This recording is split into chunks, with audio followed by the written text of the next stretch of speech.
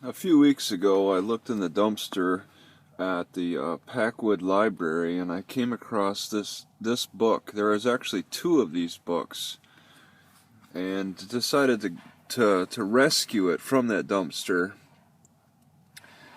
It's a book from Stephen King called The Shining, written in 1970 and 1977.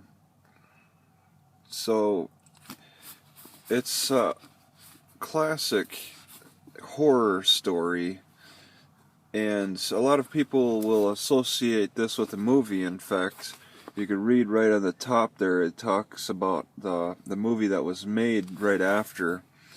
And I've seen clips of the movie, I've never actually seen the whole thing, but from what I've seen, I think it's an inspiration for the movie. This book is an inspiration for the movie more than it is a reflection of what the book is about, because there's just too many differences between the book and the movie to even make a parallel between them. There's a uh, very wide margin of difference between the book and the movie. For example, Jack, who's the husband, he has a wife and daughter, or wife and son. They go to this hotel called the Overlook, and become the caretakers for over the winter. But just little things, like the wife, Wendy, she has blonde hair in the book, where she has brown hair in the movie. Jack, the husband, he goes on a craze, like a maniac craze in the movie, with an axe, but he uses what do they call those? Like a mallet. He uses a mallet that you use in croquet, and he goes around and kills, and just destroys things and goes crazy. I don't recall there being any parties, any scenes of ghosts having a party. Like there's the elevator scene in the movie where blood comes out. That never comes out. In fact, it's party streamers, because the ghosts were having parties in this house.